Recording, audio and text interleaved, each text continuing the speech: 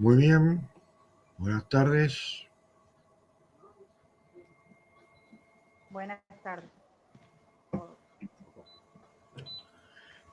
Bueno, me alegro verlos.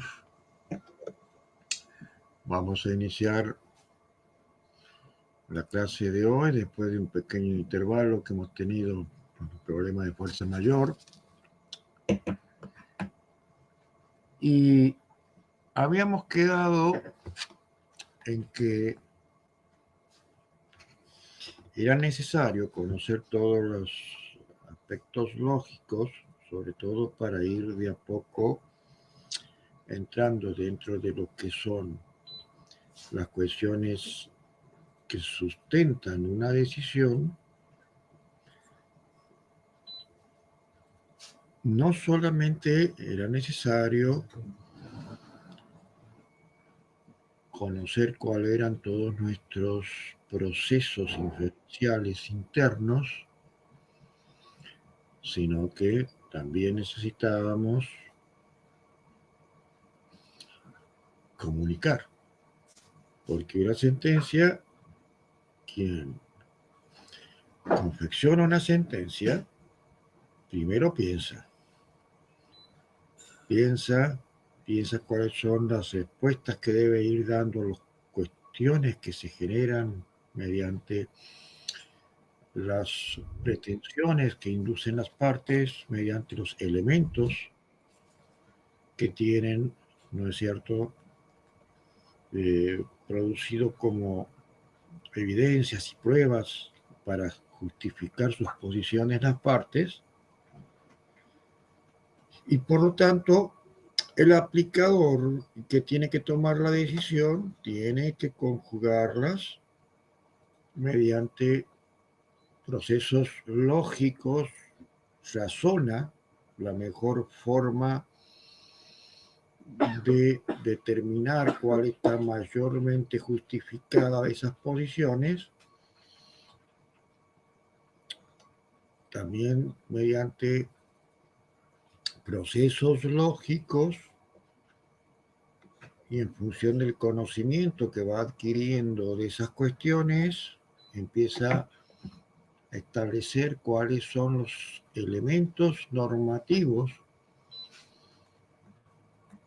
del orden jurídico que necesita que jueguen en función de esos indicadores que dan los hechos, pero no se lo guarda para sí, no, sino que tiene que después volcarlo en un instrumento escrito o comunicarlo oralmente según el tipo de instancias procesales de que se trate, haciendo conocer todos esos mecanismos que ha utilizado para arribar a esas conclusiones, y ahí empieza a aparecer la necesidad de qué, la necesidad de argumentar para explicar todos esos procesos. Y obviamente esa argumentación va a buscar que en cierto modo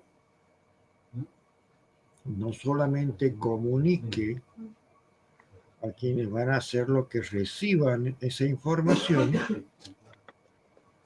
sino que además mi pretensión va a ser que lo que he realizado mediante ese análisis lógico sea aceptado, sea en cierto modo no cuestionado, incluso por las partes que no le favorecen lo que es mi decisión.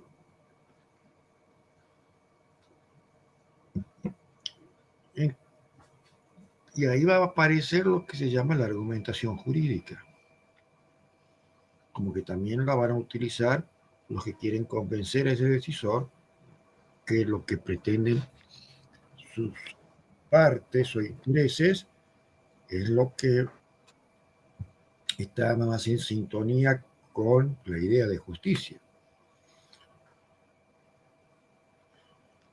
Ahora bien, ¿cómo vamos a hablar de una argumentación jurídica si primero no sabemos qué es una argumentación en general? Lo hemos dicho la clase pasada.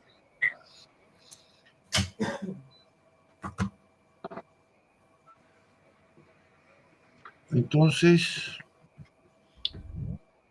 ¿qué habíamos hablado? A ver, voy a apelar a sus finezas para que me digan qué era lo que veníamos hablando de argumentación, a donde dejamos la última clase. Los escucho.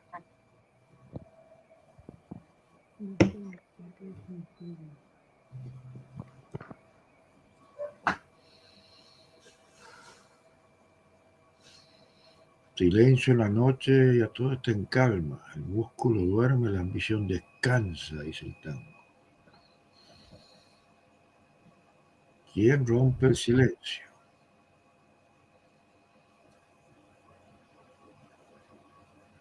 Aquí, doctor. A ver, Marcelo. Bien. Era un conjunto de razonamientos y a su vez de convicciones para arribar a una decisión que contemple también las pruebas y las evidencias en ese proceso de razonamiento, ¿no? Eso sería una argumentación jurídica más. No te pido que vayas a lo jurídico. Primero, ¿qué es una argumentación? Sí. ¿No? Como para ir de a poco acercándonos a lo que es, digamos, después al terreno jurídico.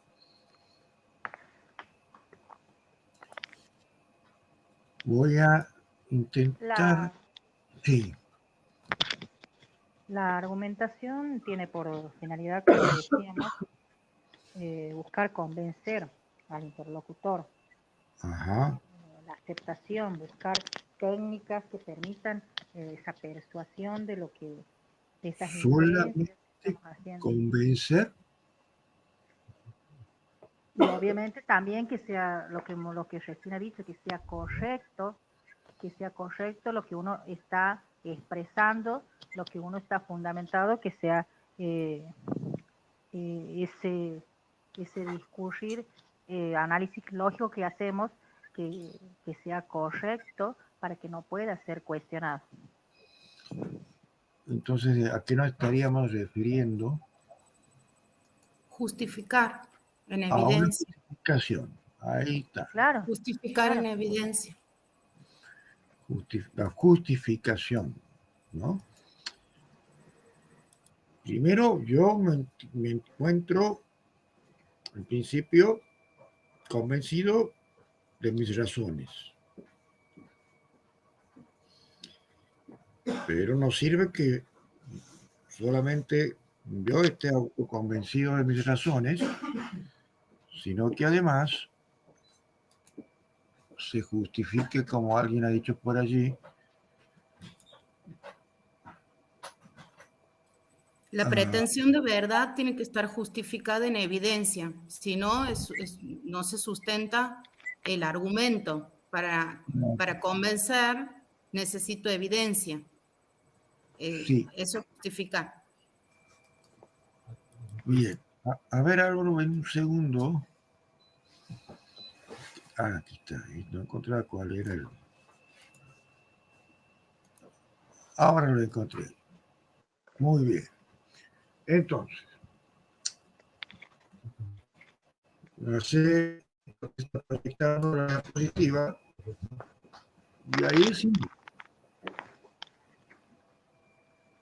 Vamos a buscar la aceptación de una posición epistemológica. ¿Por qué decimos Con la argumentación buscamos la aceptación de una posición epistemológica. ¿Se acuerdan que hemos hablado de dimensiones epistemológicas? Hemos explicado qué era la epistemología e incluso la epistemología jurídica.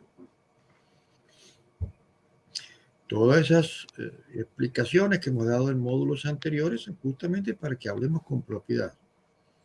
Y hablar con propiedad implica no repetir como loro con términos que no tenemos precisión de qué se trata, sino saber concretamente cuál es la significación que tiene cada uno de los términos que utilizamos al hablar.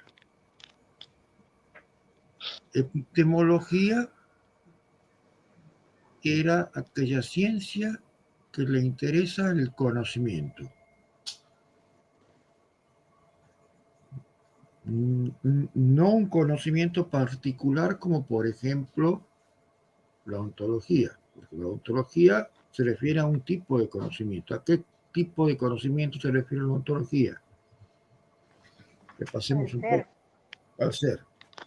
En epistemología, el conocimiento en general, o la nociología también le dicen algunos. Esta posición epistemológica es porque hemos accedido a un conocimiento de una verdad, entre comillas, mediante todo ese proceso de inferencias lógicas del pensamiento que les he hablado anteriormente. Entonces ven cómo se va armando el rompecabezas.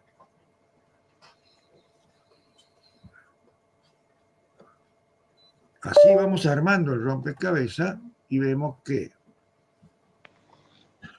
a quién queremos que producir la aceptación de esa posición epistemológica que hemos logrado, al auditorio. Hay un auditorio al que dirigimos, no generamos una idea,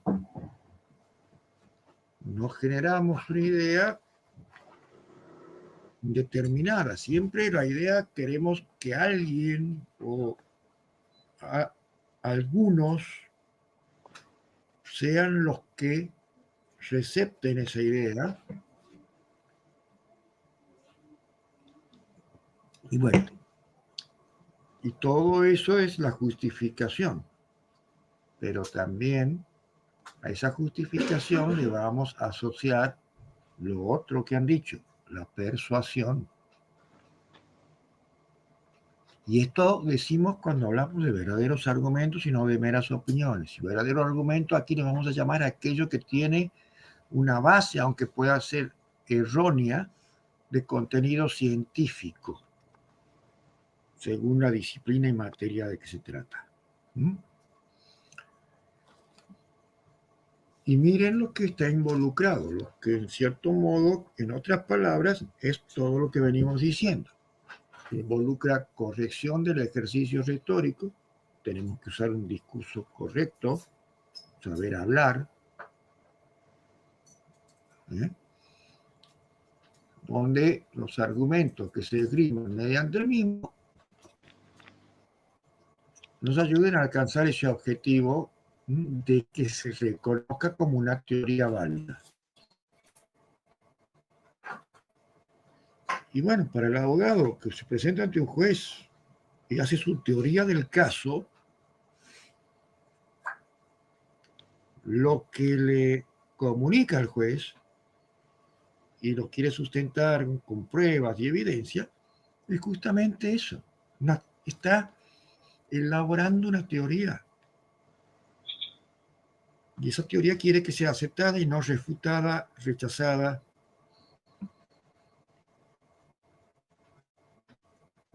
O no aceptada. Porque nos lo damos a conocer para que nos digan, no, está todo mal, no es así, estás equivocado. Entonces, vamos a la tercera ítem ahí que se muestra en la diapositiva. Lo importante de todo esto es también que se deben conocer técnicas. Más de saber qué es lo que que tengo que lograr con esto. Y en todo hay tengo que usar métodos para ver cuál es la forma más idónea o adecuada que me permita alcanzarlos. Y en directo vamos a hablar entonces de lo que se llaman contextos argumentativos. ¿Por qué hablamos de contextos argumentativos? Y diría uno, miren, hay un contexto de que siempre toda investigación está referida a contextos, y sea una investigación filosófica y científica, esos contextos los vamos componiendo a través de enunciados, porque los enunciados son las formas de comprender los razonamientos que realizamos conforme nuestro idioma, conforme nuestra lengua, y es lo que también nos deja justificar y verificar si son verdaderos, falsos, y si consciente o inconscientemente vamos a querer hacer pasar una falsedad como verdad cuando no lo es, y otras veces no vamos a poder detectar que vamos a estar convencidos que es una verdad y realmente es una falsedad. No va a ser consciente, digamos, esa distinción. Pero todo tiene una finalidad: defender esas teorías, las nuestras, y sobre todo ponerla al abrigo y pretensión de quienes se oponen, porque son contradictores en el proceso, que son las ajenas. Entonces, establecemos un canal por donde conducir todas estas cuestiones y vamos dando esquemas mentales sobre cómo planificamos esa argumentación dentro de una esfera de debate en donde se va a establecer exigencias de demostración y aprobación por parte de los que tengan que recibirlos y después tomar una decisión. Entonces, lo que decimos, hablamos de esa corrección retórica que va a ser la base del éxito de nuestro ejercicio argumentativo. Y volvemos a decir, entonces, ahí radica esa importancia de utilizar una metodología en esas construcciones para que salgamos airosos. Schopenhauer. Se había comentado Schopenhauer.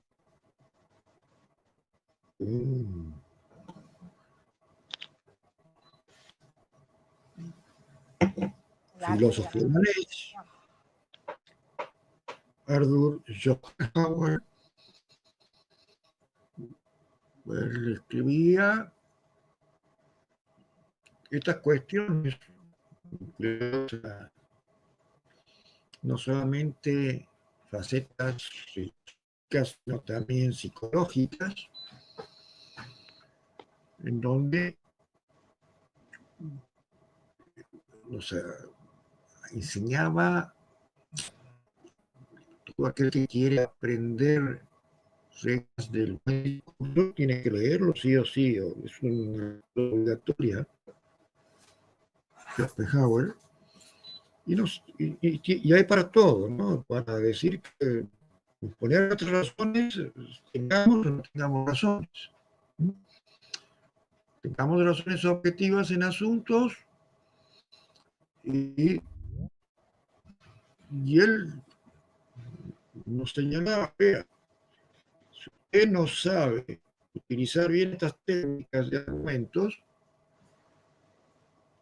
entonces mi amigo podrá tener la razón objetiva que quiera, podrá tener la verdad verdadera que quiera, pero por la forma en que usted transmite a los ojos de los que van a recibir esa información,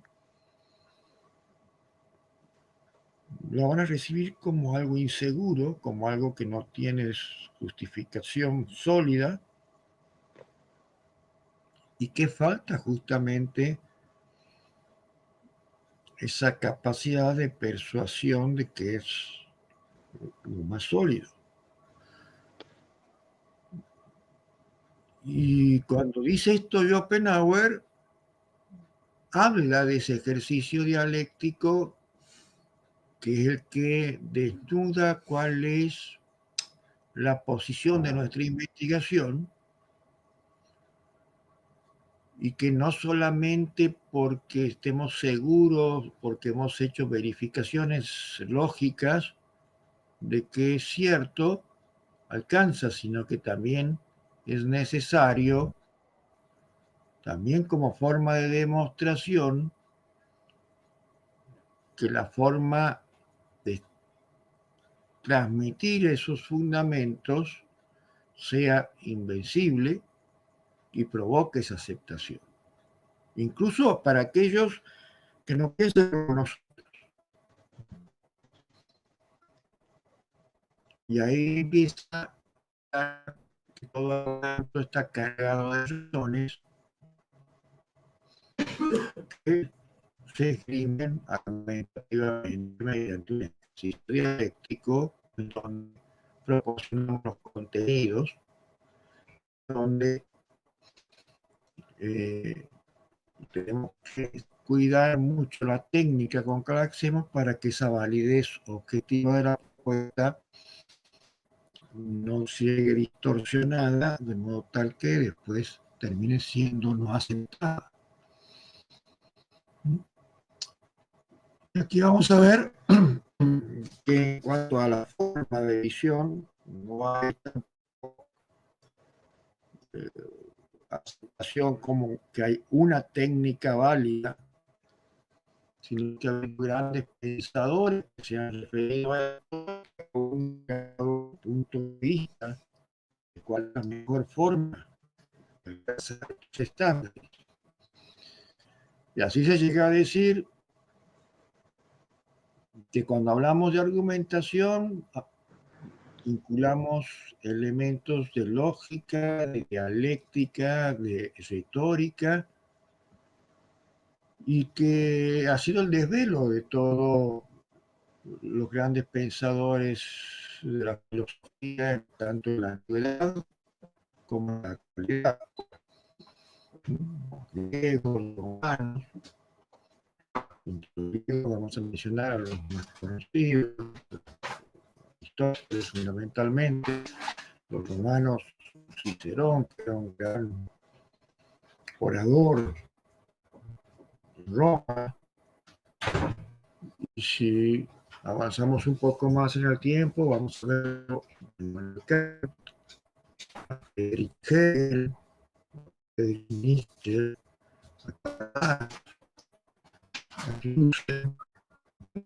y entonces desarrollaron teorías argumentativas que en el siglo XX alcanzan sus máximos exponentes en Stephen Toulmin y James Perry.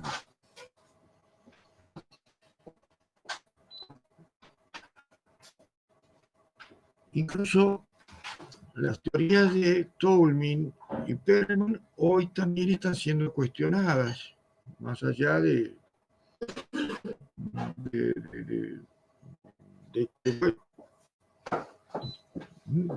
algunos pensarán que siguen sólidas estas teorías y otras dirán que estas nuevas que las critican tienen sustento. Esto queda a criterio de cada uno del que conociendo de qué es la materia de que se trata, pueda apreciar.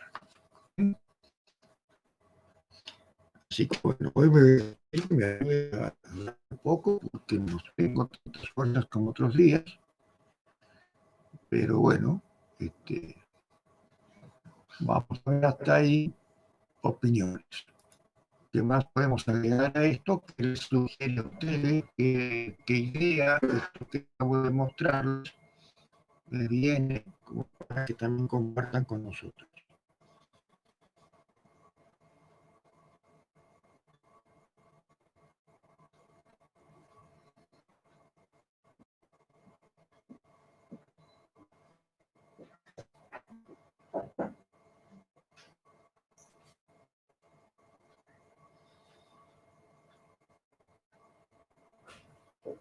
Bueno, ustedes han visto ahí una variedad de temas. A ver, ¿quién quiere agregar?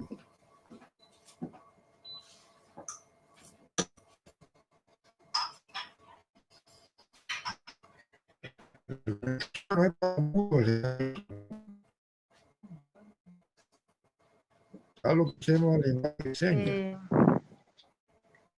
Tratando de hablar, mi opinión de que más allá de todas las técnicas que podemos ver que son importantes como herramientas, creo que lo más importante, y seguramente como ustedes lo vamos a ver adelante, es tener un principio de ética en la manera de manejarse y de argumentar.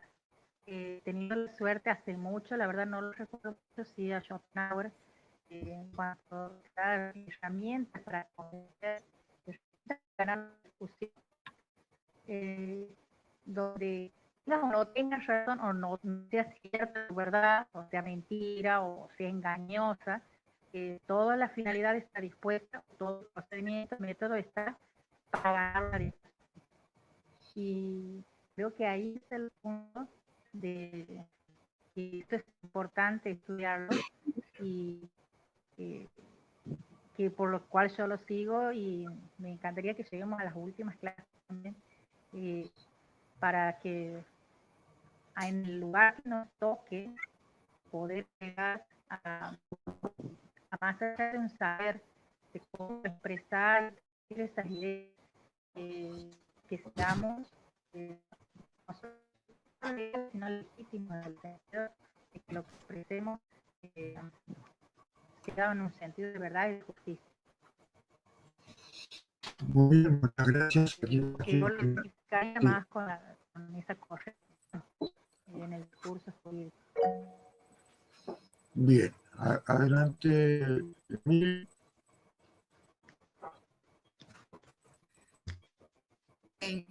La argumentación cobra ahora gran lo que usted nos dijo de Schopenhauer, con los juicios jurados, donde un jurado no técnico termina resolviendo sobre la condena o no, o la absolución de una persona. Entonces es importante basarse en los juicios jurados con evidencia, tener esa capacidad de persuasión. Como tal vez la prueba es clara, pero la persona que defiende o que sostiene pretensión de verdad no logra persuadir. Lo veo muy claro en el juicio por jurado a esto que usted nos comenta. Sí. Respecto a eso, quería mostrarle algo.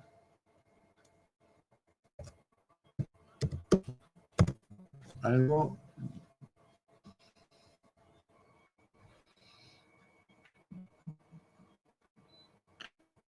de alguien que sí sabía de estas cosas, ¿no?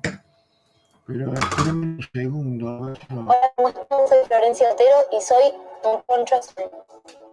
Los azules somos argentinos.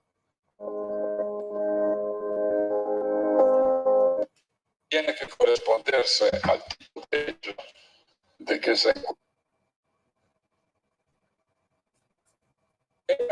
de una manera o de la otra.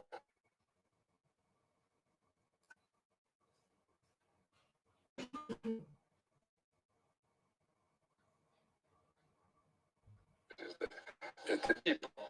Entonces, otra premisa potable, etcétera, es que se habla de la procesión, digamos así.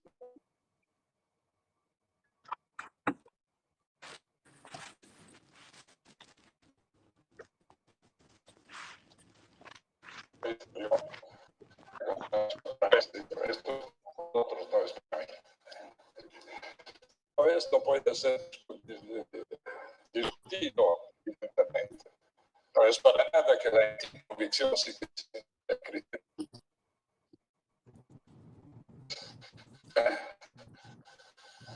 Y esto es típico del jurado. Problema de los hechos en este caso relevantes. Bueno, a ver si sale el audio. Está puesto. Pero no está justo. Vamos a ver si sale. ¿Estaban algo lo que estaba haciendo recién? A ver si lo logro.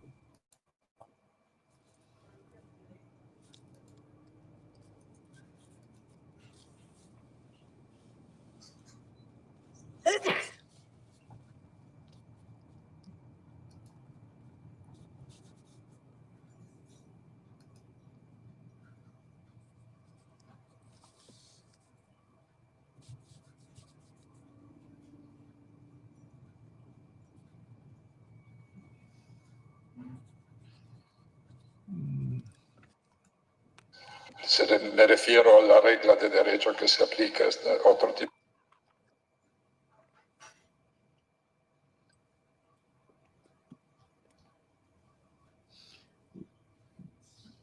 ¿Qué se está proyectando ahí? No saben.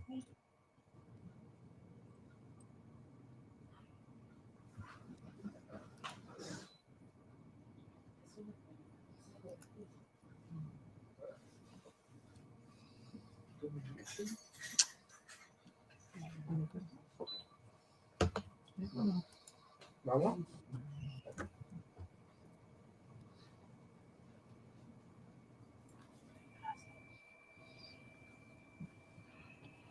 Que no se ve esto.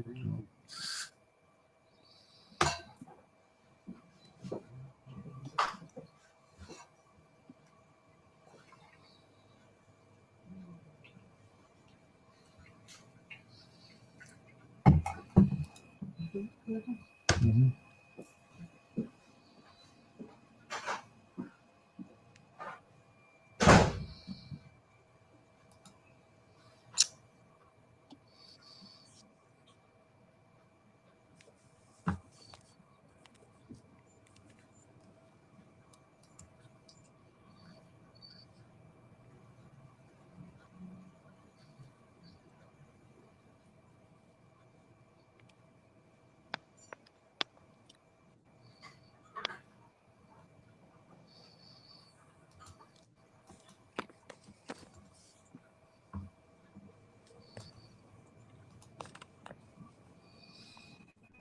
Bueno,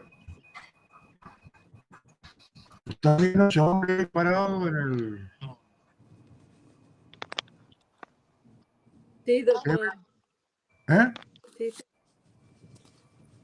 ¿Me escuchan? Sí. Esta decisión tiene que ser específica y justificada en manera analítica. Y aquí encontramos otro problema. Porque encontramos las teorías de la valoración holística de las pruebas. Teorías que se desarrollaron sobre todo en los Estados Unidos, tratando de describir cómo decide el jurado, y siempre el jurado decide a un solo golpe sobre todo lo que escuchó durante las presentaciones de las pruebas. Y esto es técnico del jurado. Problema, yo no sé si estas analistas de la literatura de las últimas décadas escriben de manera verdadera, digamos así, con razón. Tengo dudas sobre este punto. Pero ahora que el jurado decida de esta manera holística y unitaria, esto no puede ser una regla general, porque en mi opinión, adoptando una idea racional de la valoración de las pruebas, tendo a considerar que la racionalidad en esta valoración tenga que ser analítica. Es decir, el valor productor de cada elemento de prueba tiene que ser establecido analíticamente, por cada testigo, por cada documento, por cada indicio. Y al final se puede organizar una valoración completa, pero sobre una base analítica. Esto es un problema muy complejo, pero para mí hablar de valoración holística significa admitir una decisión básicamente irracional, porque en una intuición holística no hay nada de racional. Algo que a mí me parece más parecido a la íntima convicción que a la valoración racional de las pruebas. Mientras que yo soy un racionalista, entonces cuando siento hablar de valoraciones irracionales, de certezas morales, de intuiciones subjetivas y de todo esto, yo hago un paso atrás, digo, esto es para vosotros, no es para mí. Todo esto puede ser discutido, evidentemente. No es para nada que la anticonvicción sigue siendo el criterio básico de decisión en el proceso penal francés. A pesar que el problema de la anticonvicción empezó en el 1791, como mi amigo Jordi ha dicho. Bueno, entonces, racionalismo, tendencia a preferir la justificación analítica de cada elemento de prueba. Y otra premisa, me refiero a la maximización de que habla del Mass en su libro. Una racional valoración de las pruebas implica que todas las pruebas posibles están valoradas analíticamente. Porque si hay pruebas relevantes que se dejan de lado por cualquier razón, esto significa que falta la base o falta una parte de la base racional de esta valoración. Otro aspecto relevante, otra premisa, si hablamos de buscar y descubrir la verdad de los hechos, ¿de qué estamos hablando? ¿De cuál tipo de verdad estamos hablando? Empezamos con la filosofía griega por 1500 años, de problemas sobre lo que es la verdad. Yo creo que no sea necesario, yo no sería capaz de hacer un análisis. Entonces, otra premisa disputable, etcétera, es que hablar, cuando se habla de la verdad procesal, digamos, es decir, de la búsqueda de la verdad en el proceso, de hablar de la verdad como correspondencia. La origen está en Aristóteles, pero ahora también se habla de verdad como correspondencia de la descripción con la realidad. La filosofía de las últimas décadas de que se disputa, se rechaza.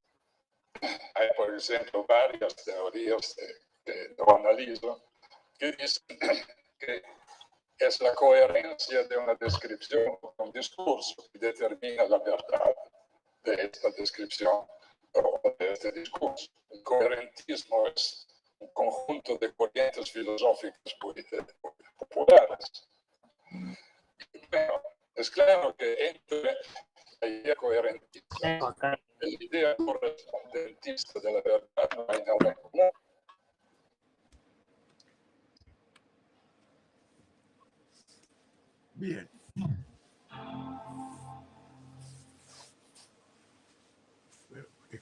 escucharon lo que decía este señor. Este señor es Miquel Tarufo. Falleció hace un par de años atrás.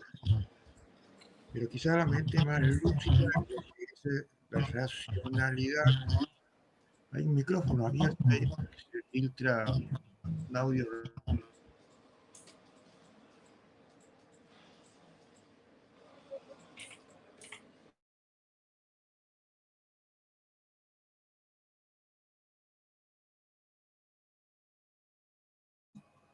Bueno, ahí lo veíamos a Miquel Tarufo, que falleció hace un par de años atrás, quizás una de las más autorizadas opiniones respecto a lo que son las cuestiones de valoración y del racionalismo valorativo.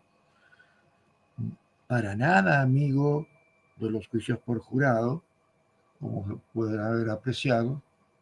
Después les voy a hacer escuchar otras conferencias donde directamente decía que eso es una cuestión de fe, no de derecho, cuando se quiere justificar que los jurados no se equivocan. Entonces usted ve que también esto es un tema polémico. Cuando lo tengamos que llevar a un terreno muy polémico, como lo es también las cuestiones de derecho. Ahora, Emilio, usted que empezó a hablar y trajo la idea de lo que pasa con el jurado. ¿Qué reflexión le genera también lo que dice Miquel Tarufo al respecto? Y que, bueno, hace poco hemos hecho un curso proporcionado por el Poder Judicial del Derecho de Revisión y se han brindado parámetros para tratar de que sea revisable esa condena del jurado, en base a que decían que si que el jurado no se define, resuelve basado en la íntima convicción, pero se debería fallar más allá de toda duda razonable, o sea, más allá de toda duda, no tiene que quedar ninguna duda subsistente para fallar. Entonces decían cómo se podría lograr o cumplir con el doble conforme en el caso de los jurados, cómo tener criterios objetivos para poder revisar esa decisión, porque si no se estaría violando el derecho de defensa de una persona. Si se falla con una íntima convicción, ¿cómo se hace para valorar eso? Cuando hay una duda subsistente en la prueba. Y creo que ese es el mayor desafío que representa esta posibilidad de que surjan, que existan el juicio por jurados. Si el derecho de defensa de la persona va a ser protegido. Bueno, voy a hacer un intercambio dialéctico. Me voy a poner en defensa de los jurados. ¿Qué? Doctor, ¿puedo agregar una cosita? Con mi compañera, con Emilia, hemos hecho el mismo curso. Sí, y en adelante. ese nos han hablado que la Corte Suprema de Canadá, en los casos Sherbes y Binaris, ha elaborado un test con el objeto de comprender el efectivo alcance del estándar de revisión formulado para los veredictos irrazonables, como creando un estándar objetivo para valorar lo que son los veredictos. Claro, pero si nosotros miramos, es igual que una prueba tasada. Entonces no estamos avanzando en el mundo jurídico ni no retrocediendo siglos, desde mi punto de vista. Yo he escuchado muchísimas justificaciones, al menos a mí en lo personal no me ha convencido ninguna. Ni siquiera las que se quieran importar de Canadá y de Estados Unidos. Ahora, yo voy a ponerme y le voy a contestar a ustedes. ¿Y para qué quieren revisar decisiones del jurado?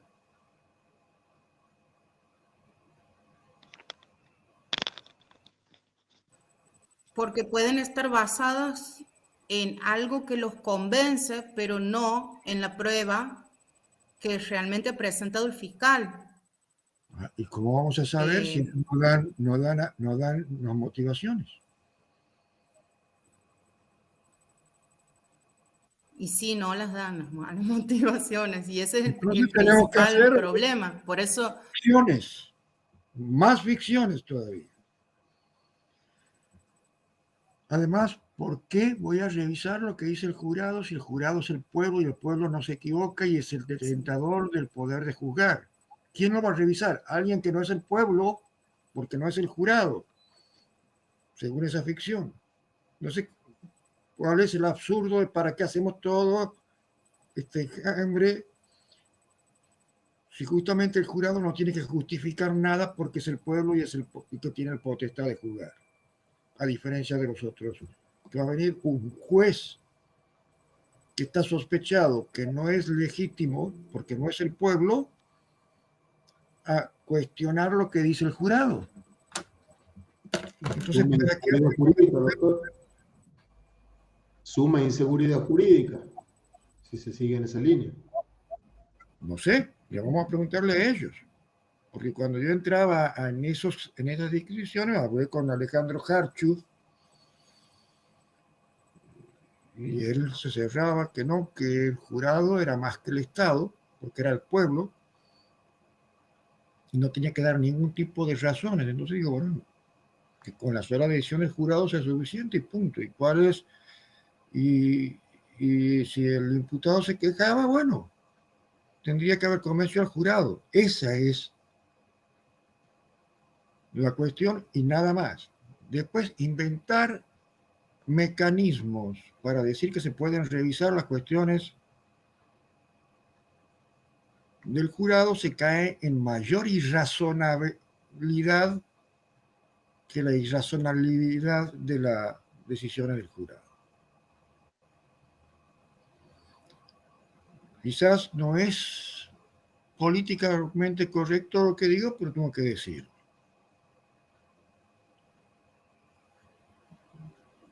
Es como que yo diga, bueno, estoy enfermo, voy a ir a una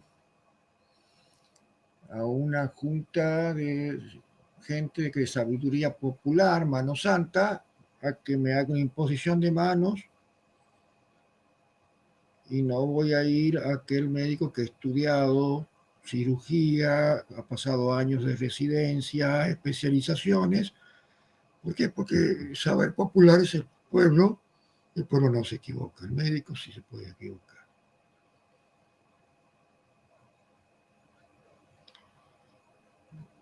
Entonces se enojó conmigo, me dijo, ahora te voy a regalar mi libro, que es mi tesis doctoral, me dijo, me la regaló, léelo y después conversamos. He leído el libro también. Y el problema es que hay que buscar, yo no estoy en contra de que no pueda hacer juicio por jurados, pero busquemos formas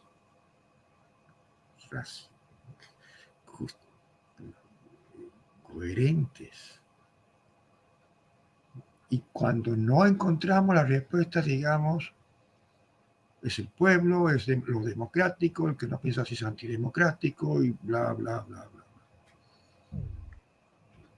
Porque ahí caemos ya en razones de falacia para justificar lo injustificado.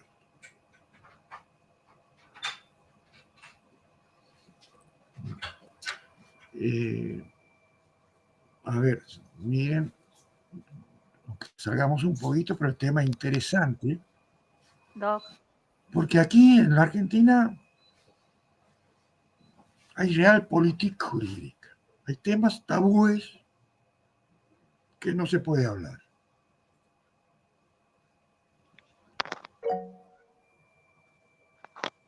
Y con eso, lo que queremos tener algún viso de cientificidad, sacrificamos la ciencia.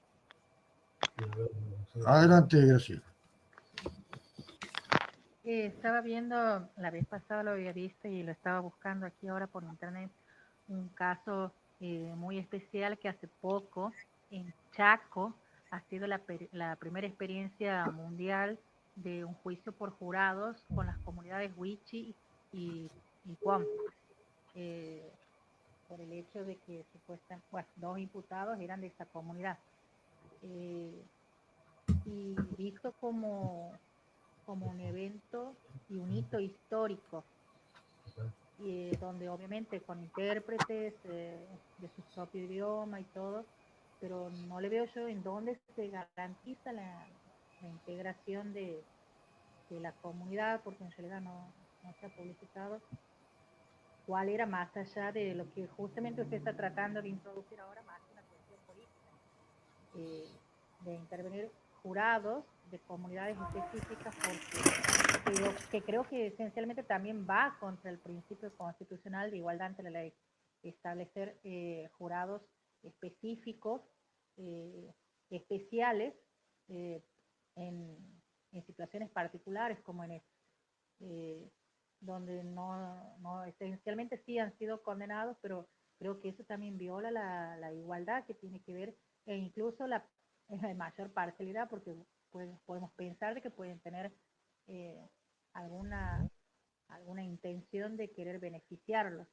Pero me ha llamado la atención que en Chaco hay, en el Poder Judicial de Chaco hay oficinas donde están dándole especialmente para tratar esto de integrar a las comunidades indígenas, y en algo tan trascendente como es un juicio por jurados. Yo creo que estamos yendo más allá de creo que un punto medio sería buscar jurados que sean profesionales del derecho. Entonces tendrías un marco más grande de gente que puede tener una opinión más formada, porque el pueblo es hombre y se puede equivocar.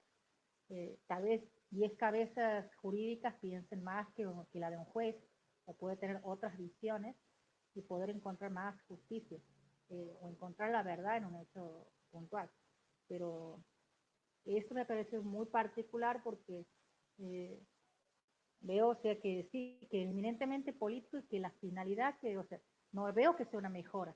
Al contrario, creo que se están perdiendo los principios constitucionales, para mí en forma palmaria. O sea, sí, no estaba todo integrado por Guam, o indígenas, o de pueblos originarios, pero no veo que sea un avance.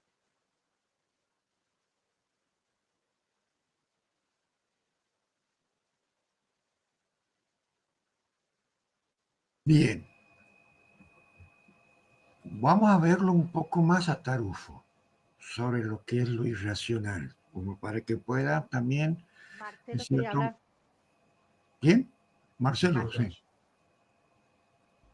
Profesor, si le parece ahora, o si no, para después de escucharlo a Tarufo, le quería hacer una pregunta a usted. Bien, vamos a dejarlo para después. Dale, dale.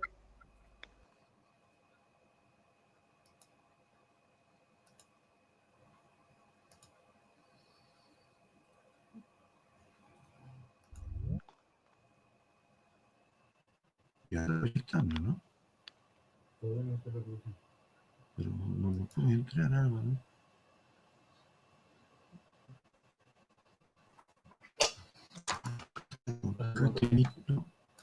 Allá.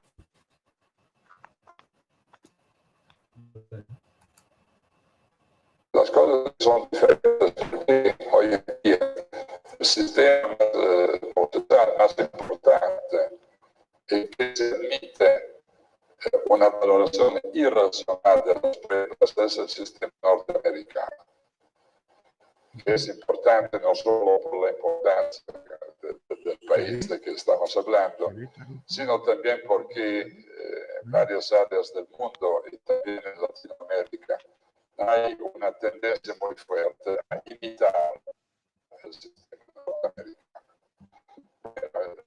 Considerando el problema de los hechos y de las pruebas, el centro del sistema norteamericano es el jurado.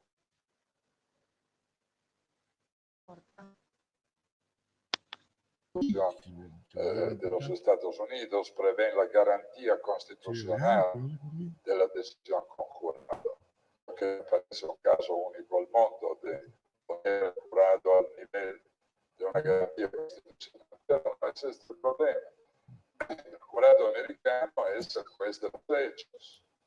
Es el jurado que valora la prueba y determina la decisión sobre la verdad o la falsedad de los hechos. Y el juez tiene solo la tarea de aplicar el derecho a los hechos que el jurado ha determinado. Y bueno, el jurado decide en secreto, sin la presencia del juez, y su veredicto. Pero no es este el problema. El jurado americano es el juez de los hechos.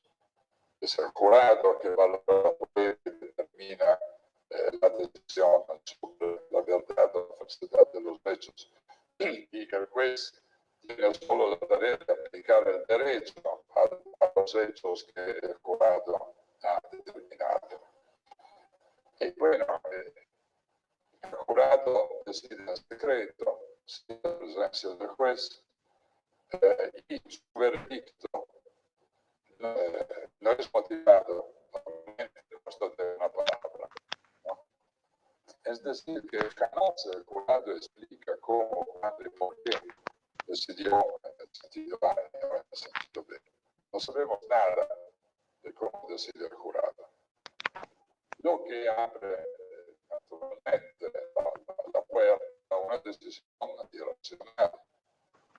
Y de hecho hay estudios de psicología que tratan de imaginar cómo el jurado decide, y si estos estudios tienen sentido, como yo creo, ellos hablan de una evaluación que se llama holística, derivada de la palabra del griego, es decir, una decisión única en que el jurado, como el viejo jurado francés, toma en consideración los varios medios de prueba que han sido presentados.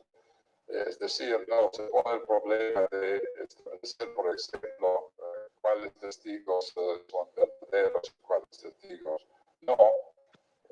Hace una especie de evaluación intuitiva completa, considerando todo lo que escuchó en un solo momento. Es decir, una vez más, esta es una decisión básicamente racional. La prueba que sea irracional es que, como he dicho, que el veredicto no se motiva. No se puede motivar, justificar de manera racional un acto de inclusión de este tipo. Bueno, entonces esto, el sistema procesal que muchas veces se considera como el más importante del mundo, tiene como premisa que sobre los hechos se decide de manera irracional.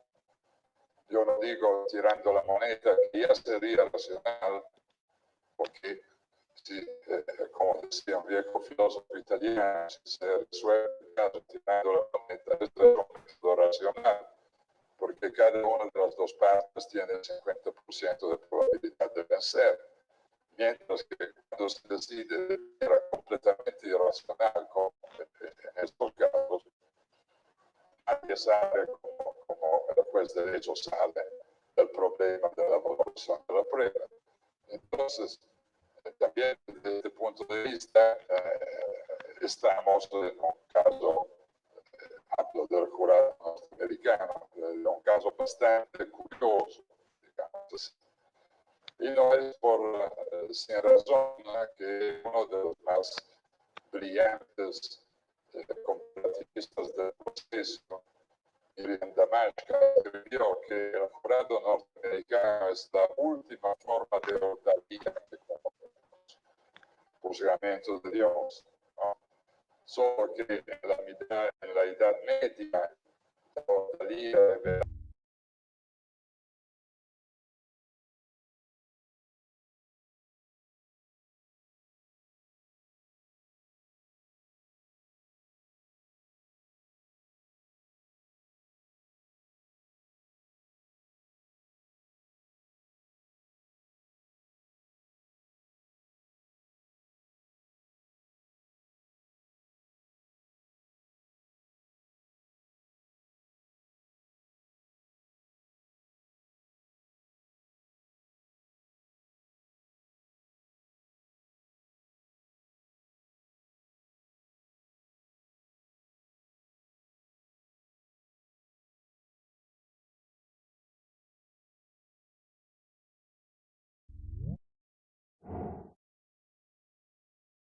hacemos este acto de fe, aceptamos este sistema, bueno, es inaceptable, esta idea sobre los hechos del caso, que repito, muchísimos casos es la verdadera llave de la decisión se ha hecho de manera irracional, incontrolable, no justificable.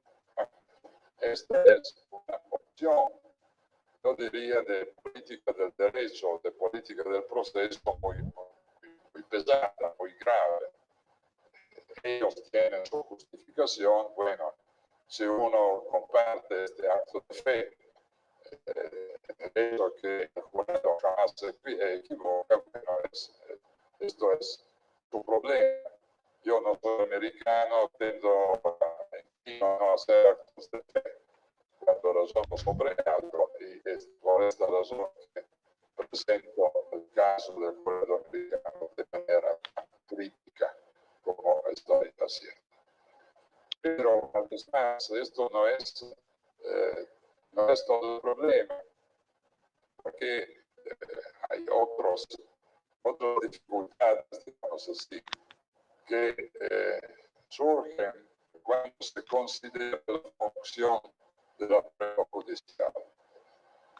Sobre este tema hay docenas de teorías que no tengo el tiempo ni la necesidad de analizar, pero al menos un grupo de estas teorías necesita de ser mencionado porque estas ideas circulan de manera muy amplia en la doctrina sobre la prueba de los hechos. Es la idea, la teoría que dice que la prueba judicial es una herramienta retórico-persuasiva. Es la idea retórica de la prueba que ya se encuentra en los retores griegos y romanos de la época, como Cícero y otros, que decían, la prueba es, ¿a qué sirve la prueba? Sirve a convencer al juez que las cosas están en esta manera, convencer. ¿Qué significa convencer a alguien de algo? Significa crear en la cabeza, en el cerebro, si tiene uno, del público o de un juez, ¿no?, la creencia que algo ocurrió en una manera y no en la otra manera. Es determinar una creencia. Convencer es una operación de naturaleza básicamente psicológica. Se determina en la cabeza de uno la certeza o la creencia de algo. Y esta teoría dice, no era solo un problema de los griegos y de los romanos, porque en la literatura actual hay obras que dicen que esta es la función de la prueba. Es decir, repito, crear en la cabeza del juez la creencia que el hecho ocurrió de la manera A y no de la manera B. insisto, crear la creencia de esto, ¿no? Y bueno, ¿qué tipo de resultado sería esta persuasión? Esta creencia que se determina en la cabeza de un sujeto o de un público. Es claro que es algo que no tiene nada que hacer con la racionalidad.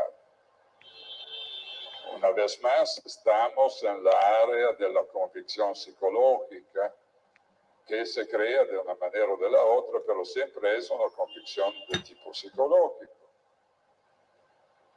Y esto tiene unas consecuencias. Pero de un lado, consideren ustedes que el discurso persuasivo y la persuasión en este sentido no es típica de lo que ocurre en un proceso. Es típica, por ejemplo, del discurso del político. ¿Cuál es el fin del discurso del político? Crear en la cabeza del público la convicción que él o su partido son mejores de los otros. Y es claro que esto no tiene nada que ver con la búsqueda de la verdad sobre nada. El político es estructuralmente un mentiroso.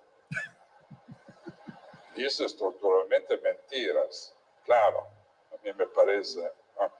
Ustedes pueden decir, de Tarufo es muy escéptico. Sí, tengo varias experiencias de este tipo, entonces creo de no equivocarme demasiado si digo que el político es estructuralmente un mentiroso. Pero su fin es de crear en la cabeza del público la creencia que él dice la verdad. No solo que él dice la verdad y que él es mejor de los otros. Bueno, esto es persuasión retórica.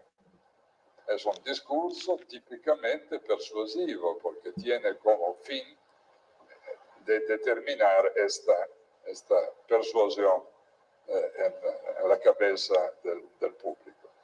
Uno puede también...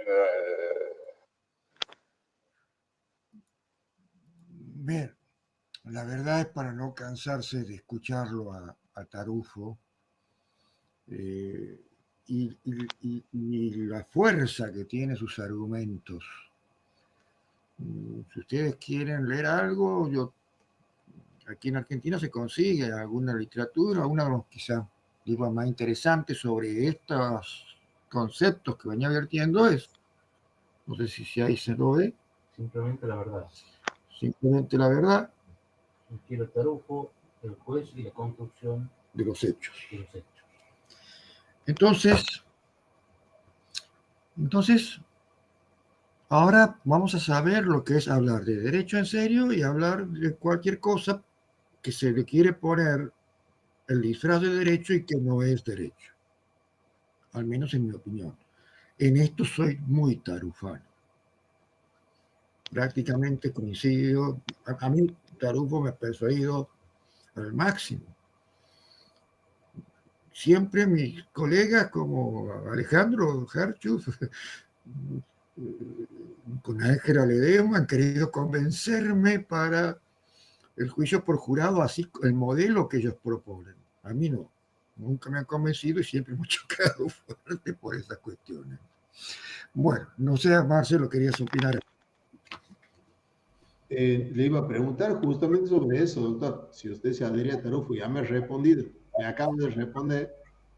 Y solamente le iba a preguntar si usted había pensado algo acerca de Schopenhauer, que cuando hablaba de la intuición, como se criticaba el valor de la intuición como conocimiento real o demostrable o científico, él objetaba a quienes criticaban eso. Y si de alguna manera usted lo había pensado así en la aplicación de la justicia, o que tenía lo que decía Schopenhauer, ¿no? Eso. Bueno, si yo lo voy a llevar al plano jurídico, ahí le voy a tener que dar la razón a Jeremy Frank. Jeremy Frank ha sido un gran jurista norteamericano, uno de los principales cultores del realismo jurídico norteamericano, y ella en la década del 20 del siglo pasado decía, crítica, por eso los realistas son críticos. ¿Se acuerdan cuando veíamos teorías críticas encontrábamos los realismos jurídicos? Y acusaba tanto a jueces positivistas como a jueces y los naturalistas que no resolvían con razones jurídicas, sino con corazonadas jurídicas. ¿Y por qué decía que resolvían con corazonadas jurídicas? Justamente porque se basaban en la primera intuición que tenían al tener contacto con la causa y con los elementos, y que después caían en un sesgo cognitivo en donde ya no buscaban la verdad de los elementos que había comprobados en la causa, sino todo aquello que confirmaban sus intuiciones y no que rebatían sus intuiciones, ¿no? La intuición quizás sea un elemento importante como para un comienzo, pero sabiendo que no tenemos que pegarnos, porque la intuición, si nos pegamos a ella como verdad ya definida y que tengo que salir a buscar la confirmación de su intuición y no lo que realmente es la verdad de la cuestión, entonces entramos en un escenario total de prejuzgamiento. Prejuzgamos todo a favor de mantener nuestra intuición. Una cosita chiquita, nada más, cortita. Entonces, como decía Tarufo, que hacía este segundo, ha sido una continuación de lo que decía en el anterior. Porque cuando él habla, hincapié en el elemento psicológico, porque además de decir claramente a qué él adhiere, uno va a ir y va a atacar a la creencia. Es decir, uno va a buscar formarle la convicción y trabajarle la creencia del jurado. Entonces puede caer justamente en lo que usted recién lo acaba de explicar claramente. Creo, eso, nada más. Sí, bueno, hoy es noticia en todos los diarios este tema de este joven Thompson, en donde de un modo sanguinario, junto con sus amigos, terminaron con la vida de un pobre inocente, de ese famoso asesinato ahí en Villa Gesell que a todos conocemos. Ahora, si el jurado tendría que decir conforme sus declaraciones si está arrepentido o no de lo que ha hecho.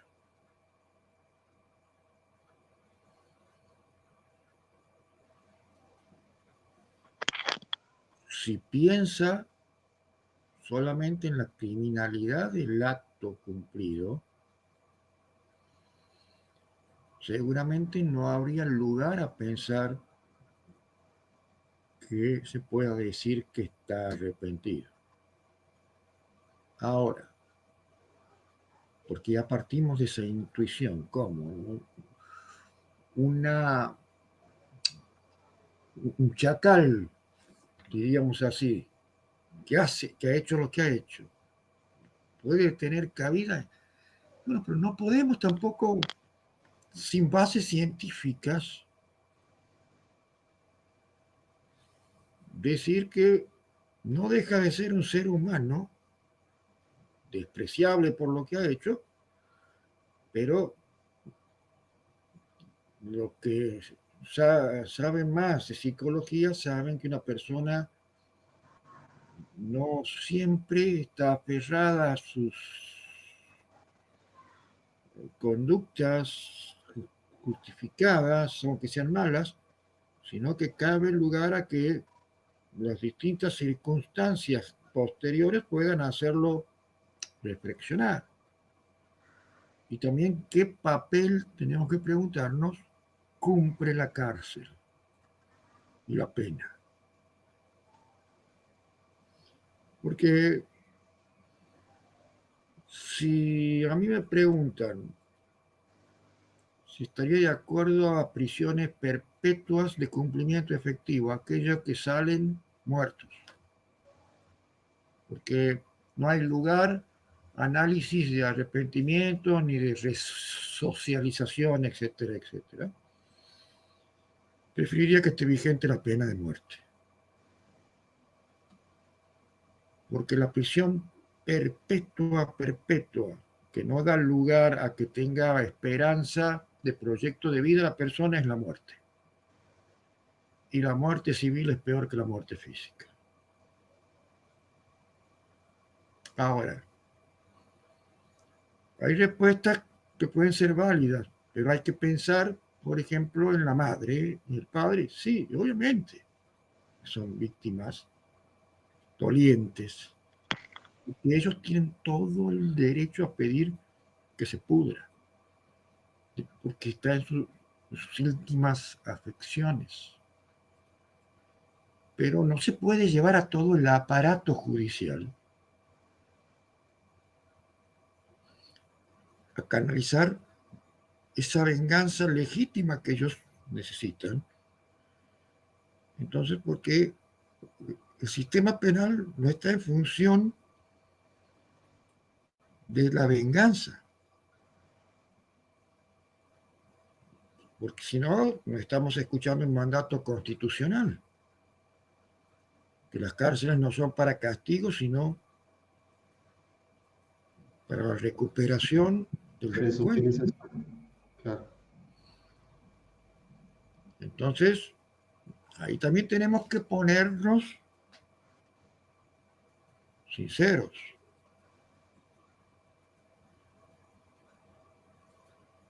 O queremos respetar la Constitución o cambiemos la Constitución. Entonces, saquemos esa cláusula, pongamos pena de muerte y quizás solucionamos el tema. Al menos vamos a ser coherentes con lo que dice el ordenamiento jurídico. De otro modo, vamos a tener que violar el ordenamiento jurídico para satisfacer otras aspiraciones sociales. Sí, Emilia, adelante. Y no es un tema menor, doctor, de aquellos que cometen delitos tan terribles, que este no sería el peor de los casos que se ha visto, porque si se interrumpe la vida de las personas por nacer, cuando la pena de muerte igual no está permitida, no veo cuál sería el problema que se establezca la pena de muerte. Porque si para alguien que no ha cometido nada se ha establecido, ¿por qué alguien que sí comete se lo va a perdonar? Pienso. Porque la verdad que también se siente que el sistema de justicia, en general las leyes, le dan muchísima protección a los que cometen los delitos y las víctimas muchas veces, y eso porque creo que es el reclamo de la sociedad. Una sola cuestión. Si no, anda a preguntarle al Innocent Project de los Estados Unidos cuántos ejecutados ahora está confirmado que no fueron los que cometieron el delito, pero ya no hay forma de reparar. Y eso es tan indignante. Yo entiendo que puede haber errores, pero, No, por ejemplo, Robledo Puig es una persona que nadie le quiere... Sí, lo que quieras. O sea, pero hablamos no hablo de ese tipo de delitos. 2, 3, 4, 5 casos. Mientras que hay en el Innocent Project, que empezó a trabajar a mediados a fines de los 80, más de 400 casos de ejecuciones, 400 casos de ejecuciones de inocentes. De personas inocentes. Entonces, ¿esas personas inocentes no valen nada? Te pregunto. No sabría cómo sería aquí en Argentina. No sé si tenemos la madurez como para tener un tipo de política así, pero de política criminal, de ley. Es una cuestión de dignidad. Pero creo que tal vez por eso la gente a veces le cree al jurado, al juicio por jurados. Siente que lo va a entender más. Más Sí, que nada las víctimas. para Tal entender vez más también hay que esa evaluar esa parte. necesidad de venganza, no de justicia.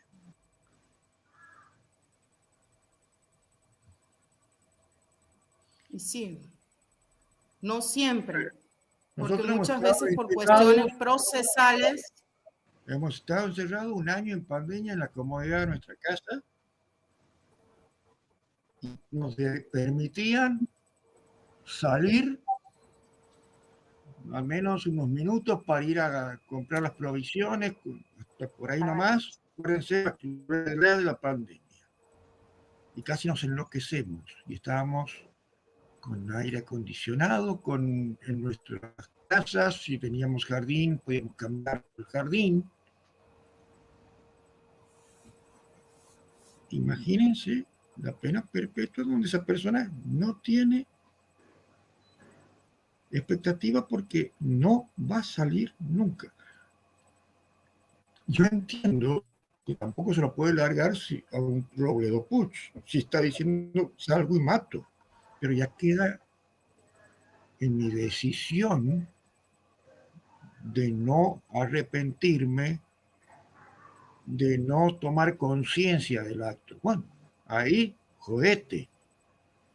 Pero muchísimos, por más que no sean inocentes, seguro que si creemos en las técnicas, no sé, quizá Marcelo, que es psicólogo, también pueda aclararnos más, que las personas pueden cambiar, entonces, ¿por qué no darle la oportunidad? Pero sí que cumpla pena, y no pena ligera, que cumpla pena, pero que ese encierro sea en función de recuperarlo, no de que se convierta en más monstruo de lo que ha sido a la hora de cometer esos delitos. lo que pasa es que en la realidad eso no ocurre, doctor. ¿Y por qué no ocurre? Las cárceles, no, ¿Por qué? ¿Quién es el responsable de eso? ¿Quién es el responsable de eso? El Estado. Y bueno, entonces, El Estado. Entonces metamos los perpetuos al Estado por incumplir las cosas. No es que no ocurre, sino que no se puede porque no se hace. Sin embargo, Finlandia, Suecia y Noruega lo logran. Y no hay casi reincidencia. Entonces, nosotros, argentinos, latinoamericanos, somos unos inútiles, inservibles, que no tenemos la capacidad de estos europeos o no hay voluntad política. Eso es lo que tenemos que discutir. Muy bien dicho. Así es. Política eminente. Lo demás es un facilismo de solución que no es solución para nada, que ha quedado demostrado a lo largo de la historia punitiva. Leyéndolo un poquito a Foucault nos vamos a dar cuenta. Lo que está pasando ahora con la situación de los menores que se quiere bajar Bien, es otra cosa. Como que lo hagan, ¿no? Ojalá lo hagan para que se convenzan de una vez después, cuando las cosas pasen. Que toda esa irracionalidad de buscar soluciones máquinas retributivas, ¿dónde termina? Es peor el remedio que la enfermedad. Adelante, Marcelo. Sí, coincido doctor. Desde la psicología es imposible dar una respuesta que conforme a todos. Desde el sentido común. Yo sí creo que obviamente habría que establecerlo y que esté contemplado en la letra, como dice usted, hay que reformar la Constitución, porque esa persona, siguiendo el ejemplo de que se estaba hablando, mata con la crueldad que fuere, con la calificación que fuere jurídica. Vamos a imaginar lo más cruel o un chacal. Se le da la posibilidad, yo estoy de acuerdo en la resocialización. También, como usted lo ha dicho, eso no sucede y sí es del Estado. Además, esa persona tiene altísima probabilidad de tener muchos más problemas mentales estando encerrado.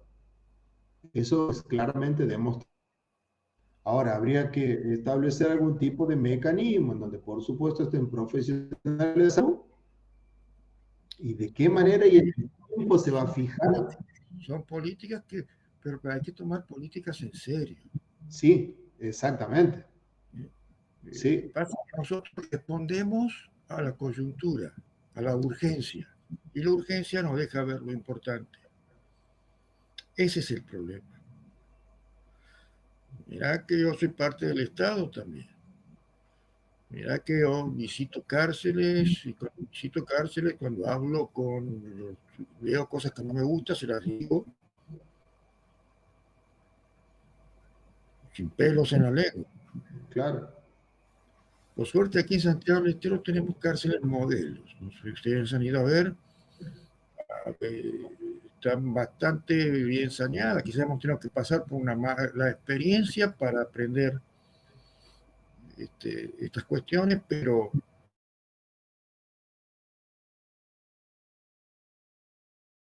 depende de la palabra mágica. Como decía uno de los más grandes defensores de los derechos indígenas del alto comisionado de Naciones Unidas, que ya murió, que hay muchas propuestas multilaterales respecto a reconocer el derecho de los pueblos originarios. Hay mucha normativa, pero si es que no se avanza en esto es porque falta la palabra mágica. Decisión. Así es, voluntad. Decisión. ¿No? Una última cosa, pero re breve. Doctor, es imposible también desde lo psicológico buscar no solo conformes, sino atender a que la situación mental de los padres, por ejemplo, de un hijo al que le han matado y del asesino, queden exactamente igual. No se puede establecer algo donde ambos estén, no sé, hayan cumplido o hayan purgado ese hecho y el otro esté satisfecho, o viceversa. No. Si yo fuera el deudo de una víctima que es muerta así de esa forma injusta, por más juez que soy, por eso yo no tendría que apartarme, habría conflicto de intereses, pero por más juez que soy, querría lo mismo que decía María Biblia, ¿no? Si tuviera la oportunidad, capaz que voy personalmente y hago justicia por mano propia. Pero no es ese el juego del sistema que debe atender el Estado. Debe contener esas víctimas. Por eso las pautas restaurativas también vienen a nuestros pueblos originarios. Miren, yo he estado en Ecuador, he estado incluso conviviendo mis estadías cuando iba allá a las universidades, a más de 4.000 metros de altura, con comunidades quechuas que tienen abogados de derecho propio, indígena. Me mostraban los rituales, cómo juzgaban a sus miembros que cometían delitos incluso graves.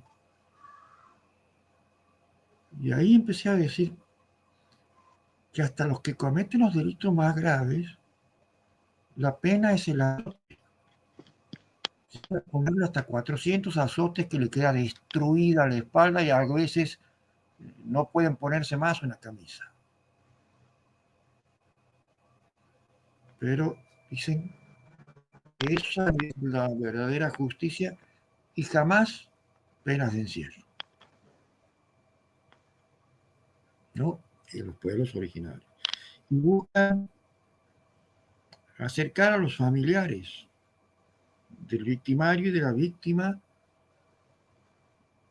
que en cierto modo puedan, junto con los líderes,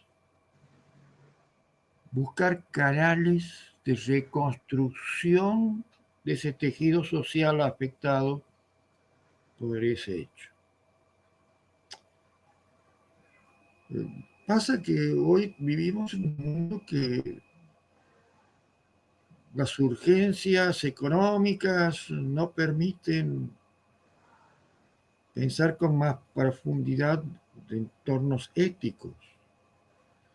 Y cuanto más rápido nos queremos sacar el problema, es más fácil sin medir las posibles consecuencias colaterales o negativas que se puedan tener. Son temas que, bueno, estamos saliendo un poco, pero yo creo que es importante porque esto permite también ver cómo se debaten las razones, ver cómo con realpolitik de no mirar y tomar el toro por las astas y hablar de las cosas profundas y en serio, no vamos a encontrar soluciones a nada. No vamos a encontrar soluciones en las ideologías políticas, ni en las ni en las teorías económicas, ni en las incorporaciones de elementos técnicos, porque vamos a ir construyendo sobre negaciones tras negaciones, y cuando se va construyendo negación sobre negación, termina explotando y colacionando en algún momento de la historia. Eso hay parte que lo he vivido, tengo 60 años, y hay parte que lo he conocido estudiando, aunque sea estudiando filosofía, estudiando historia, estudiando antropología, como también soy profesor de antropología en Ecuador, por ejemplo. Y obviamente, lo que pienso ahora no pensaba 40 años atrás.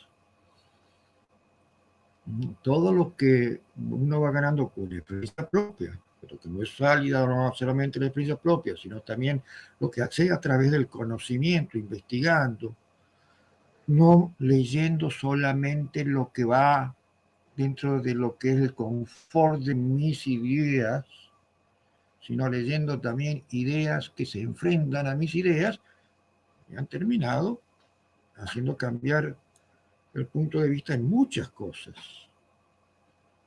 En muchas cosas. Y hoy no tolero escuchar afirmaciones de verdades sin que me den fuertes razones que sostengan esa teoría. Ya para repetir como loro lo que dicen otros sin verificar, ya creo que ya no es mi tiempo. Entonces, por eso les digo, ustedes no le crean ni al profesor como van a un posgrado, aunque muestre que tiene doctorados, maestrías y lo que sea.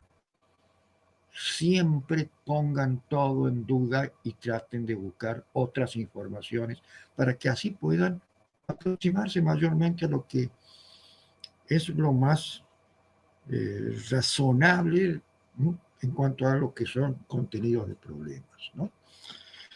Bueno, volvamos un poquito a lo que es materia de lo que estamos hablando. A ver cómo hago aquí. Que ahora todavía no termino de aprender. Bien. Entonces, creo que está. Si vamos a tener que después todo lo que hemos hablado y hemos divagado mentalmente, vamos a ver aquí un concepto de documentación. Lo que se estoy mostrando en esta diapositiva es una investigación que hice para presentar las materias de humanidades. Así que esto es la resumen de lo que ha sido ese trabajo que he presentado, y donde podido consultar varios OPEs de estas materias y disciplinas, yo he llegado a estas conclusiones conforme el método comparativo que les venía dando. Cuando tengo que pensar en lo que significa argumentar, desde mi punto de vista, son acciones por las cuales ofrecemos conjunto de razones o evidencias y pruebas en apoyo de una conclusión. Eso es lo que apoya estas conclusiones. Esto, un argumento no solo es afirmar las opiniones, esto es así, porque sí, sino que se trata de disputar opiniones. Anthony Weston escribió un libro chiquito, pero muy interesante. Dice que los argumentos son intentos de apoyar opiniones con razones. Yo siempre distingo la opinión de argumentación. La mera opinión no tiene razones. Adolfo decía racional. Argumento es entonces opiniones con razones. Desde una analítica en donde racionalmente sostenemos la opinión. Stephen Toulmin, otro pope de la argumentación, habla de rasgos básicos que la componen y que esos métodos importan ir analizando mediante una práctica de la razón en cuanto a elementos que son inherentes a nuestra personalidad humana. Y desde esa posición, esa práctica, dice Townley, que los distintos usos que tiene este lenguaje y los fines que se propone ese lenguaje. Lo que él llama el uso instrumental del lenguaje y el uso argumentativo. Ahora, ¿cómo lo va desarrollando Stephen Toulmin este uso del lenguaje? Lo primero que nos quiere llamar la atención es que son emisiones lingüísticas que no necesariamente va a haber que dar razones, como dice Weston, sino que hay que distinguir. A diferencia entre opinión y argumento, Toulmin nos habla de un argumento uso normal, sin dar razones y cotidiano, y está el otro más bien de tipo científico, en donde se apoya en razones o pruebas de lo que queremos imponer como ver. Y que muchos de ustedes han hecho posgrados, han defendido tesis o tesinas, saben que cuando hay una defensa de una tesis,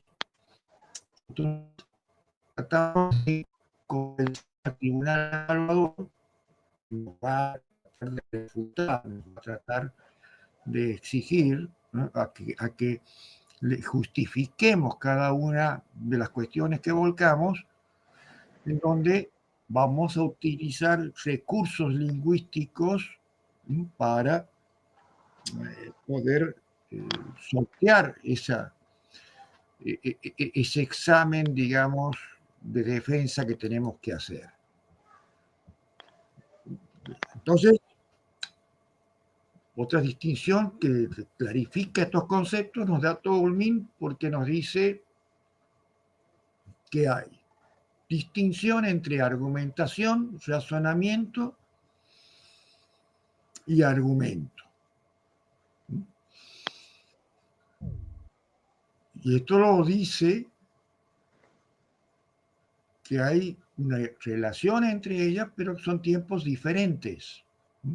Y va a depender también del tipo de argumento que querramos canalizar a través del discurso. Distingue lo primero, la pretensión. A la pretensión le llama aquello que queremos defender. Después nos habla de los datos, que sería esta recolección de información de la propia investigación que realizamos. Partimos en una investigación para generar las hipótesis que van a conformar la tesis. Y nos habla de la garantía, que aquellos enunciados de tipo general que vinculan los datos con la pretensión. Porque los datos no son estancos, están en relación a satisfacer la pretensión de lo que queremos demostrar. Y para eso buscamos un cuarto elemento que le vamos a llamar respaldo, que es la apoyatura racional de esa garantía, que se mide a través de lo que él le llama un cuantificador modal, que es la que nos permite separar datos que no son necesarios porque afecta la calidad argumentativa. También señala sobre las condiciones de refutación, que lo ve como elemento que permite buscar la objetividad de la tesis. No caigamos en nada, como decía Jerome Frank anteriormente. No tengamos miedo a mirar, por más que nos haya llevado a estas conclusiones, si aparecen elementos que nos refutan, como son antes de cerrar nuestra tesis. Si no tenemos una tesis válida, busca objetividad, tiene que también buscar todo aquello que contradice lo que son nuestras garantías, respaldos y informaciones colectadas que van construyendo las hipótesis. Por eso, así, esa tesis se va haciendo más fuerte, porque introducimos datos e circunstancias que pueden invalidar incluso lo que ya venimos construyendo, porque se llama antítesis, si lo vemos de un modo dialéctico, ¿no? Que a su vez también podemos externar, si lo encontramos, refuerzo a nuestras posiciones para refutar aquello que nos opone. Cuando vemos que no podemos refutarlo, entonces nos está marcando que algo está equivocado y tenemos que seguir, digamos, incorporando estos elementos que no lo teníamos en planes. Elementos, estos 6, que para todo el mundo no debe faltar el derecho argumentativo, cualquiera sea el modelo que se empiece, que es un modelo argumentativo exitoso. No sé si hasta ahí sabemos que aquí queremos siempre visar las cosas para seguir adelante.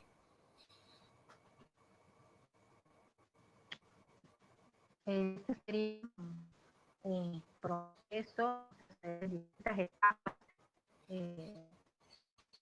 dentro de una Y sí, seguro que es así. Seguro que es así. Ya lo vamos a ver en detalle y lo vamos a comparar con lo que propone. Implicaría hacer este control justamente de racionalidad. Claro, con lo que propone Perelman, por ejemplo, desde el énfasis de la retórica, y también lo que proponen autores modernos holandeses como Van Emerson, que en cierto modo refuta un poco a Toulmin y a Perelman, ¿no?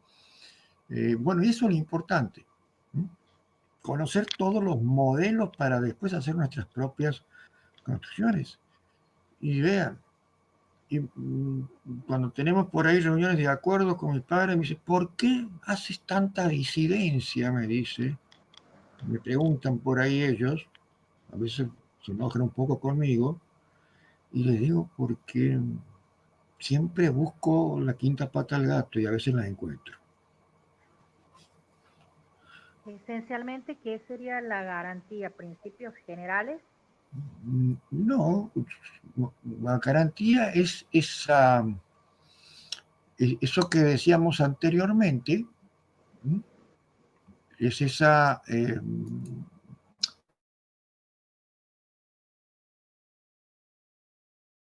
forma en que vinculamos lo que es nuestra idea original cuando empezamos a incorporar los distintos datos que hemos ido recolectando, datos que van a ser a favor o en contra, ese proceso de vinculación, ¿eh? Porque si no, nosotros decimos, bueno, mi idea es demostrar que la doctora Yoka estaba equivocada en cuanto a la pena. Entonces, ahí no estoy... Ahí le he escrito en el chat. No tengo ningún dato. Entonces empiezo a buscar datos que refuerzan mi posición, pero me aparecen datos que refuerzan la posición de la doctora Yoka. Entonces los empiezo a... Entonces estoy a esa garantía, esa se llama la garantía. Eso me garantiza a mí purificar ese argumento. Y para eso después, para llevar un respaldo válido, tengo que hacer esa selección a través de un cuantificador moral y todo lo demás. Si lo leen detenidamente, esta diapositiva identificada como la número 8, despacito, lo entienden claramente. Sí, No, adelante. sigo sin entender la garantía. ¿Quién me pregunta? La pregunta del chat. ¿Y por qué no usa el micrófono? Si escuchamos bien.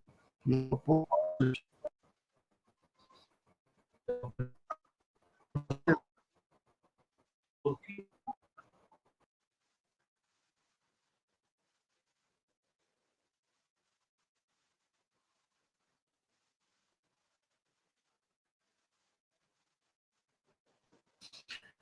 Porque el modelo, a ver,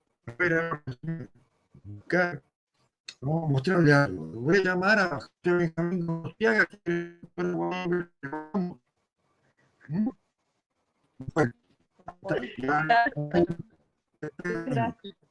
espere un minuto.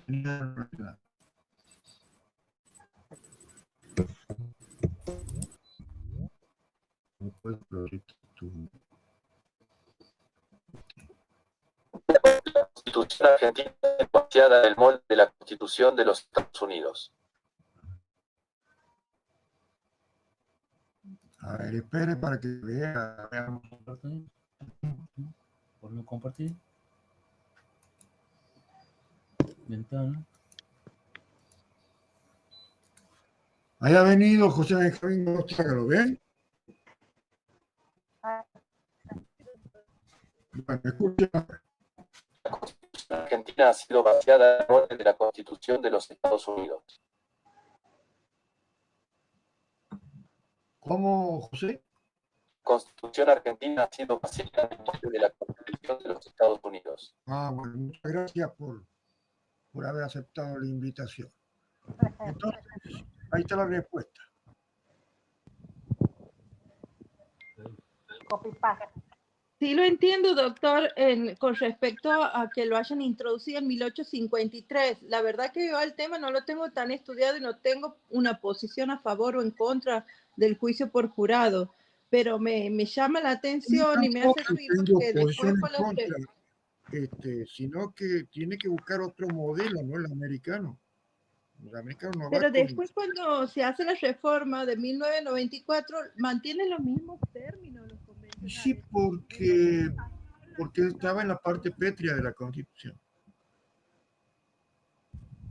O sea, no es que la reforma van a reformar lo que quieren los constituyentes derivados, ¿me entiendes? Sí, Ellos no doctor. pueden apartarse de la ley De la ley que que le les solicita la reforma. la Constitución van a ser reformadas. Porque si no estarían violando la disposición de sus potestades. No es lo mismo un constituyente originario que un constituyente derivado. Seguro. Bueno, ahí está.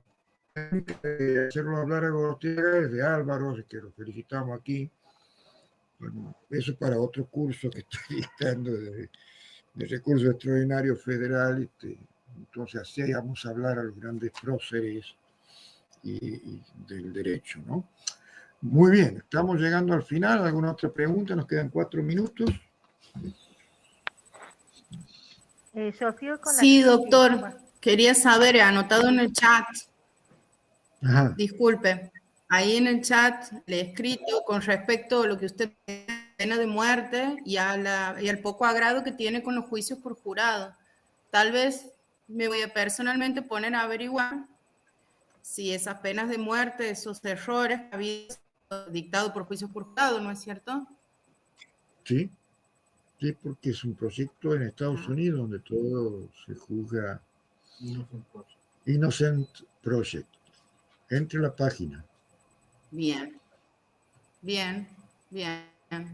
Y para sostener que en algún momento, así como se ha discutido ahora, se puede discutir que en casos de delincuentes que han cometido delitos aberrantes, se pueda discutir el caso de la pena de muerte, si se aplica a personas por nacer, porque no a personas que han hecho cosas aberrantes.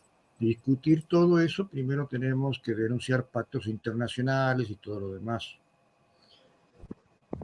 No es imposible.